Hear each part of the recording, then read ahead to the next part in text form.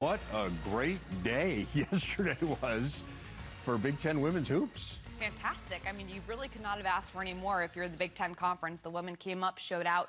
4 teams now have advanced on to the Sweet 16. And 3-4-3 yesterday. That is, of course, our big story today as we show you what's coming up for the Big Ten in the Sweet 16. Ohio State, Indiana, and Michigan joining Maryland, which came through on Sunday. That ties the all-time Big Ten record for the most Sweet 16 teams set way back in 2021. Here you see the matchups. Maryland, Stanford, OSU, Texas go at it Friday. Saturday will feature Indiana against UConn and Michigan against South Dakota. Historically, Megan, I want to go big picture first. My sense has always been that the feeling on the Big Ten is this is a good women's basketball league. It's not a great women's basketball league. It feels like that might be changing. It's really frustrating because I think that's the exact sentiment on a national level that the Big Ten gets year in and year out. And you saw it a little bit with the Big Ten ACC Challenge this year. The ACC won that 10-4. And so everybody was saying, okay, the Big Ten, not necessarily as good. But how about a quarter of the teams right now in the Sweet 16 are Big Ten teams? And I think a lot of the reason why the Big Ten gets a bad rep is because it is so competitive, especially over the course of the last few years. There's been a ton of parity in the league. So teams that are in the top 11, 12 of the conference are beating each other up. And as a result, maybe the records don't necessarily look as great next to a dominant ACC team or an SEC team. And the style of play in the Big Ten is slightly different than we see on a national level. It's more of an embracing of the post player. It's more of a traditional basketball. You don't necessarily see as much pressing as you see with an ACC team or an SEC team. But nonetheless, it's a brand of basketball that is very successful this year. It was successful a year ago. And I think it's a pretty good brand that's going to continue to see success as years come down. Well, that's what's really cool, I think, is that it just feels like it is getting better. It's on an upward trajectory. You have fan bases embracing it, and we have certainly seen that over the course of this weekend. Had some fabulous crowds, really good coaches in this league, as you are well aware. And now you got players getting a lot of national recognition. And so I do think that there is a sense that, hey, you can go to the Big Ten and be on that enormous stage and, again, get the recognition that so many players get nationally. You see the mutual respect there. You have Brenda Fries and Kim Barnes-Arico going back and forth on Twitter and talking about their teams and advancing. And, again, it just really a great day yesterday. Let's break down those wins. Ohio State didn't just beat Kim Mulkey and LSU, one of the really great elite coaches in this sport, dominated LSU. They were up by as many as 24 points in this game. The style of play that the Buckeyes play, we talk about all year, is so much fun. It was on full display, really shot the three well. What stood out to you about Ohio State's win? Well, not only was it a dominant win, but also keep in mind, this was at LSU because in women's basketball, the top seeds host for the first 2 rounds. I was so impressed with the way Ohio State came out from the jump. Somebody not named guards J.C. Sheldon or Taylor Mikesell had to step up. And that player who stepped up was forward Rebecca Mikulášeková. She had 12 points, which was huge. Ohio State turned the ball over at a relatively high clip. They had 20 turnovers in that game against LSU. However, they knocked down the 10 threes for the Buckeyes, which was a massive indicator that they had some confidence going and could get some offensive flow. And that press they ran was excellent because they slowed LSU down, really forced them to play more so in the half court. And LSU is a team that likes to get up and run. So I was impressed with the way Ohio State sustained any type of run LSU went on, especially in that fourth quarter when the crowd was getting into it. And then ultimately players made plays down the stretch. J.C. Sheldon and Taylor Mikesell did step up. Of course, we've seen that happen all year. But having Rebecca Mikulášeková step up was the key factor in that game. First win over a top 3 seed in the tournament since 1993. And this has been the challenge here for Ohio State, right? Can you make some sort of a deep run? And so now they have. I mean, gotten themselves to the Sweet 16. We'll see whether or not they can take another step. And you're going to come back, I know, later in the week, and we're going to break down some of these games and get into matchups. But keeping the focus on what happened last night, Indiana-Princeton was a 1-point game, which is a little deceptive because Princeton hit a 3 right at the buzzer. It was a game, though, Indiana led by 14. Princeton came back, and give them a ton of credit. They are really good. I mean, Princeton to me was the best 11 seed in the tournament. I mean, they rank number 4 in the country in defensive points per game with about 51. And this game was, as you see, held into the 50s. However, what happened in this game was Indiana's veteranship stepped up. And you saw that the play of a Grace Berger, who Terry Morin told me, I did Indiana's first game this season against Butler. And Terry Morin says, if there's an end-of-game situation, I'm giving the ball to Grace Berger and letting her go to the basket because I know it's an automatic W. How awesome was this scene, by the way? Amazing. Third largest crowd in school history. I mean, this is so cool. Great. And I love that women's basketball is having the top teams host because you get great fan bases and great crowds. And these women deserve to play in front of a great crowd once you get to the NCAA tournament. But ultimately with this Indiana team, they did a great job executing down the stretch, and it was because of those veteran plays. Grace Berger, who has ice water in her veins. And the guard play was excellent last night, especially the defense from Nicole Cardano-Hillary. I thought going into the Princeton game that it was going to be a battle of the bigs because Indiana had a size advantage with Mackenzie Holmes and Alexa Golbe, but the guards were really the story of that game. I agree with you on the home crowds. I don't want to divert too far off the path here because obviously there is a lot to cover here. But I think I said to you, I did play-by-play when I was at ESPN for a number of these tournaments, and they tried a couple different models. And I think the last year I was there was the year where they did it like the men, where they had 8 teams all playing at the same site, and you had 4 games in one day. And the crowds were dreadful, frankly, because you did not have home teams playing in their arena. I do think, look, it's hard. I mean, Ohio State, that's challenging. It's challenging to go into LSU and win. But again, you have a whole season to build the resume to become that team. And then if you aren't that team, it can be done. So I do think it's wonderful for the women's game. It's fantastic for the women's game. And in Ohio State, all these teams that won at a higher seed, or a lower seed rather, they were built for this because they had the Big Ten to get them ready for the season. They had some great crowds that they got to play in front of during the Big Ten season.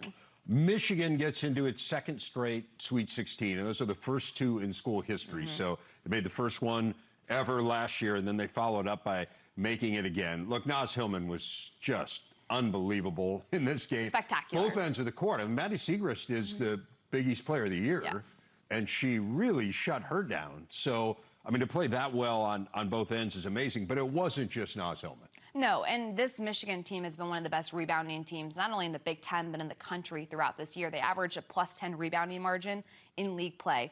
And last night, that was the massive situation for them. They went into that Villanova game, and they were +24 on the boards, which ultimately helped them pull out that win. Villanova hit a lot of threes in the first half, which is kind of why that score was so close. But in the second half, Naz Hillman came out, dominated. But Leah Brown, we saw step up. We talked last week about X factors, who needed to step up for teams in order for them to make a deep run. Leah Brown was one of those players. She had 20 points in this game, and just having that extra presence on offense alleviates so much of the pressure that Naz Hillman has to deal with because she is so dominant in the post. So the Michigan men and the Michigan women through to the Sweet 16. That's pretty good. Only 3 schools in total can make that claim. North Carolina, Iowa State, and Michigan. We are going to spend some time next week, or later in the week, I should say, talking about these brackets. But I do want to say, I know you think this bracket really sets up well now for Michigan. They get South Dakota, which is an upstart. And then we talked about before you went down to Louisville, that Louisville maybe was the weakest of those 1 seeds, and then Tennessee perhaps would be right as the other team, and they barely beat Belmont. So it does feel like that's a pretty good path there for Michigan. Michigan has a great path because Michigan has great size with Naz Hillman, and she is a problem for a lot of teams to guard because she's a unique player with her undersize at 6'2", yet she has the footwork of a guard. Look at Kim Barnes-Rico. I mean, how fun is she? I mean, come on. And this Michigan team's chemistry has been amazing all year long, and you saw it in the shoot-arounds and the practices. They truly love each other, and teams that have that great chemistry are the ones that have the ability to make deep runs during this time. But this is a team, I think, that is poised to make a run to an Elite Eight. Who knows what's going to happen? I'm really excited to see a potential rematch with Louisville. Michigan and Louisville played each other in the Big Ten ACC Challenge. The Cardinals took that game at the KFC Yum Center in Louisville earlier in the year. So can Michigan get back on track and get the W? I've never been past the Sweet 16, so we'll see whether or not this is the year they pull it off. So those are the 3 teams that won yesterday. We had Maryland win over the weekend as well, and Maryland has really been dominant. And you said coming into this tournament that you felt like now that the Terps were healthy, that they were poised perhaps to make a deep run, and they've won their first 2 games by a combined 55 points. So yeah. speaking to your point right there. Across the board, and I feel like you know this better than anybody, teams that win championships and make deep runs during their postseason have 2 things happen. They peak at the right time and they stay healthy. Maryland finally is healthy, and I think they're finally peaking at the right time. Ashley Owusu is back and playing really well. Diamond Miller is back and finally playing really well. You see right there, right on cue, she gets the steal in that length and size that she has to get up and down the floor. Maryland's unique because all 5 starters average double figures in scoring, and everybody can play defense. And when you have that 1-2 punch of committing to the offensive and defensive sides of the ball, that means you're going to cause a lot of issues for teams that aren't used to seeing the type of length and size that Maryland possesses. They do have to play Stanford. Yes, which is going to be a rematch. Stanford has been dominant as well, right? They're good. Very good. They're really, really good. But they played in the Bahamas back in November, and Stanford won by 18 points. However, Diamond Miller did not play in that game, and neither did Katie Benson. Right there is a combined 24 points per game. So I think this is going to look a lot different, the rematch, than we saw a couple of months ago. Not to mention Maryland playing a lot better right now. They are a completely different team than they were back during Thanksgiving. And if you are Stanford, again, as good as they've been, and they've won their 2 games by, I think it's 67 points. Yeah. So, I mean, they've been totally dominant. Something big. As well, but to think that, hey, we're the #1 overall seed, now we play Maryland. I mean, it's a challenging game. No question about it. I do want to ask you a little bit about Iowa. I think most of us were surprised. I know I was surprised that they lost to Creighton. Not taking anything away from Creighton, but this was an Iowa team that it just kind of felt like was poised to make a really deep run and maybe get to a Final Four. What happened here? Well, first and foremost, the teams that have success against Iowa are the teams that force them to play in the 50s, and that's exactly what Creighton was able to do. Slow it down. Caitlin Clark is at her best when she can create in the open court, and Iowa didn't really have that many open floor opportunities to do such a thing. So you saw the game-winning 3 that Lauren Jensen hit for Creighton, which is a fun fact. She transferred from Iowa to Creighton last year. She was a freshman at Iowa just a season ago, so she had the ability to knock down the 3 and send Iowa season, make it over, rather. But you know what? This is an Iowa team that's going to return everybody next year. Ultimately, just kind of ran out of gas. They did not necessarily commit to the defensive side of the ball this season. And that's not really what you see with Iowa basketball. They are a great offensive team.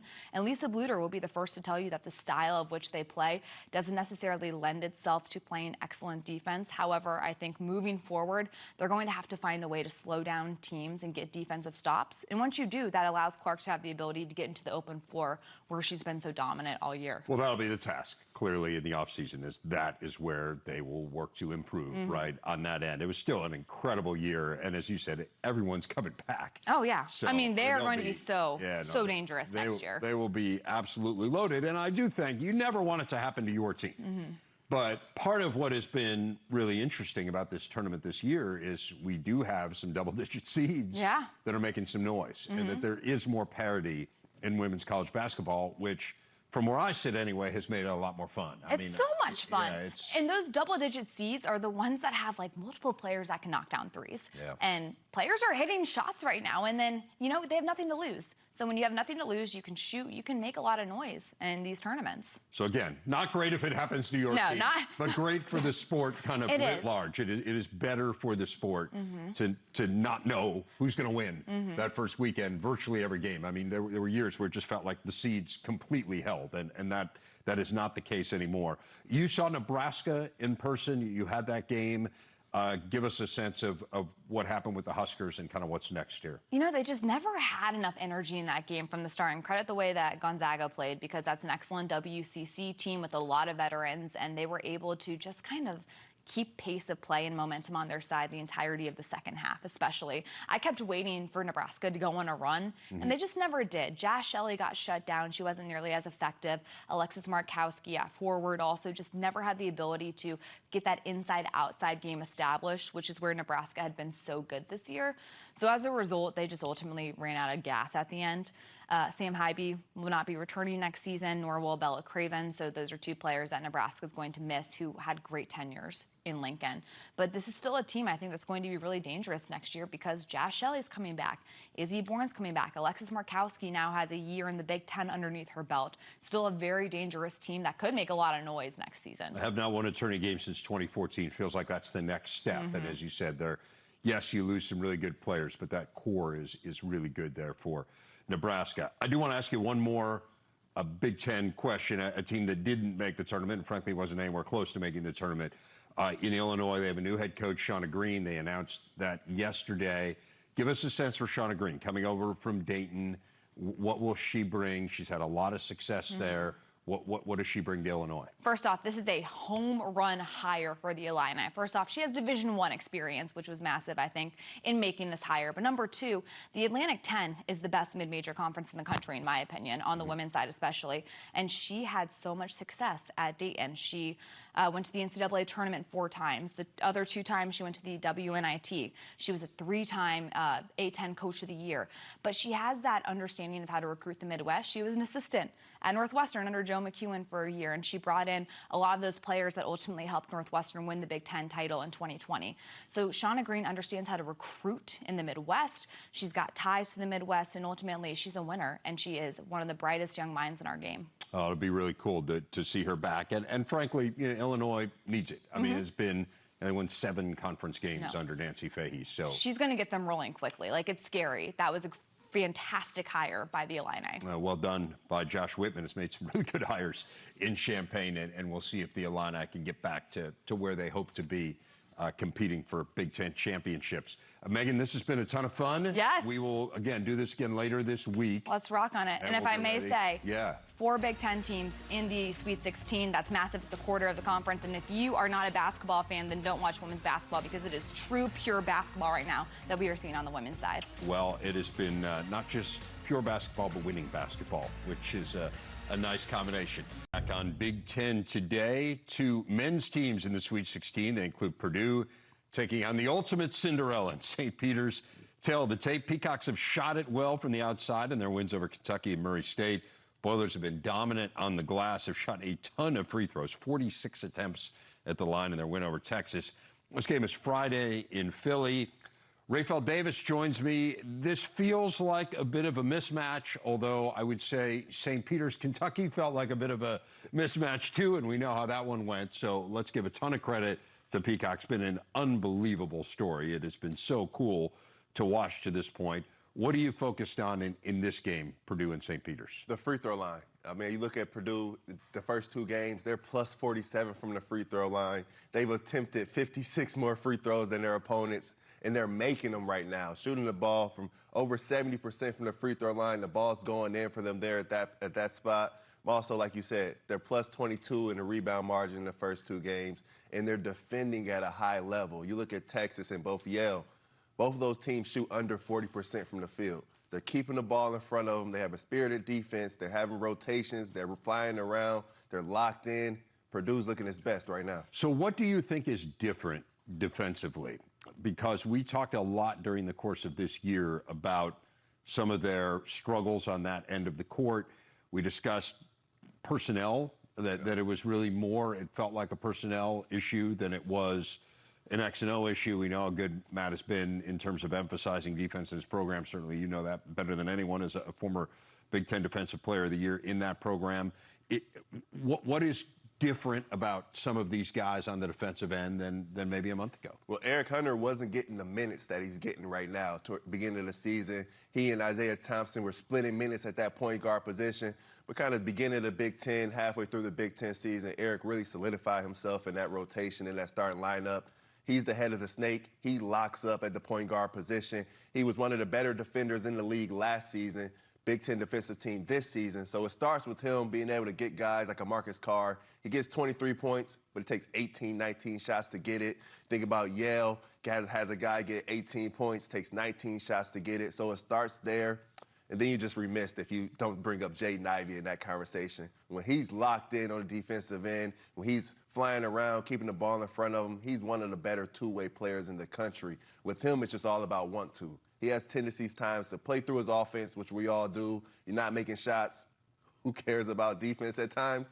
But he's been locked in both games from start to finish, taking it upon himself to be that defensive leader, because that's been one of Purdue's struggles, just keeping the ball in front of him, getting whipped off the dribble, having rotations, getting a big man in foul trouble. But they've been better on the ball, and then also their ball screen D has been a little better as well. I'm fascinated to see how St. Peter's comes out in this game, right? I mean, Andy and I were talking about this yesterday. Historically, a lot of these teams that are Cinderellas into the Sweet 16, this is kind of where the magic wears off a little bit. And then on top of that, it's pretty obvious that Shaheen Holloway is candidate number one for Seton Hall, right? I mean, they've made no bones about it. I just feel like that has to be a distraction for these guys, right? Just kind of this sense of that looming over you, that your coach is potentially leaving. So it does feel like, and then you're going to get a ton of notoriety during the course of the week, you know, people patting you on the back and doing television interviews and all of that different type of stuff that can be a huge distraction. I think it's going to be a real measure of kind of their mental fortitude where they are this week. They have, I mean, like, let's just put it out there. They've played fabulously. Like, there's been no luck involved here. Like, you go to overtime with Kentucky and you still figure out a way to win in those last 5 minutes. I mean, give them a ton of credit, but the challenge only amplifies here. Yeah, they're doing things this week that they haven't done all season. And some of those guys on that roster maybe haven't done in their entire lives, with the media, the press coverage, being in front of so many different cameras. So you know the pressure's there, but I like their coach. He's so just stern. Great. He keeps it ground level. He's straight to the point. He was asked, were you nervous during the Kentucky game? It's just basketball. So I think they take that type of approach, one game at a time, one day at a time. But you look at them against Kentucky. They followed their game plan beautifully. Oscar Tshiebwe gets 30 points, 16 rebounds, but they lock up everybody else. And I think that'll be the difference against this Purdue team. Look at Zach Edey, Travion Williams. They're averaging 28 and 17 in this tournament, 3 blocks. But then you have Jaden Ivey, who's also giving you 20 points a game. And I think that's the difference between Kentucky and Purdue. You have the dominant big man, but then you have a top 5 draft pick at the guard position, who's the most electrifying player in the country. If Purdue's knocking down shots, it feels like it would be virtually impossible for St. Peter's. They would have to play so well on the offensive end to be able to hang with them. But it has been a little challenging, right? I mean, Sasha Stefanovic here is just 5 of his last 27 from 3. They haven't shot the 3 great here so far. Obviously, the one that's etched in everyone's memory is Jaden Ivey hitting the huge 3 to get him the win over the weekend. But we'll see. Again, Purdue needs 2 wins here to make it to the Final Four for the first time since 1980. It does feel like that bracket has opened up for them with both the 1 and the 2 seed out. So that is one of the 2 Big Ten teams that is still alive, and that's the one, I think, of those 2 that people more expected to see here at this point. That Michigan is certainly more surprising. These 2 are a study in contrast as they prepare to face Villanova. Michigan's the bigger team, experience-wise, a huge edge to the Wildcats. And then the differences in how they play. Michigan wants to pound it inside. Only 8 teams in the nation get a lower percentage of their points inside the arc than the Wildcats do. This one comes your way on Thursday. It'll be played in San Antonio. A rematch of the 2018 national title game, remember, won by Villanova. First blush here, Rafael. What do you think of this matchup? You're going to have to guard the three-point line. You look at Michigan in their second game, get a team that's made 14 threes in their previous game versus Longwood and Tennessee. They make 2 threes against Michigan in that very next game. So you know that's going to be a big emphasis for Coach Howard. Get into shooters, closing out high hands. I like Michigan in this matchup. Hunter Dickinson will do a little better job than a Zed Key when you could get a Colin Gillespie coming off of a ball screen. Even maybe put Moussa Diabate at that 5 position and just switch it and be able to have a bigger guy on that ball screen and corral it. I like their chances there. Michigan's going to have to take care of the basketball. 15 turnovers in both of their first 2 games. If they turn it over that many times, Villanova's going to get out in open court, make threes, blow the game open. Michigan's playing way better defense right now than they have been all season. Their two are still keeping teams below 40% from the field. That's working for them. But you got to pound it inside. Hunter Dickinson has been the Hunter Dickinson everyone's expected him to be during this NCAA tournament. Feed the beast. He can score the ball every single time if he decided to. He's making good passes out of double teams. like Michigan. And Villanova allowing its opponents to shoot better than 50% from two-point range. They are much better at guarding the perimeter than they are at guarding the interior. But this is a really good defensive team. I mean, Michigan shot 50% or better in each of its first 2 tournament games. Villanova hasn't allowed a team to shoot 50% or better in more than a month, since early February. So, look, Villanova is really, really good. Yep. You have a veteran in Colin Gillespie, and there is this sense that kind of Villanova has been here, right? I mean, now, look, Michigan was there last year, but you've got some younger guys. You've got a couple guys, 3 guys really, who are rotational players who just weren't a part of that team at all last year. How does Frankie Collins respond? How does Diabate, how does Houston respond? I think that's a huge question, whereas with Villanova, you feel like there's a little bit of a been there, done that. 100%. And you have Eli Brooks, who at the end of that Tennessee game just went ballistic, scoring 15 of their last 24 points. 6 of their last field goals made came from Eli Brooks. He knows how to take over a game. He understands the moment. But I really like how Frankie Collins has been playing. The score was 28-13, and this memory is just etched in my mind.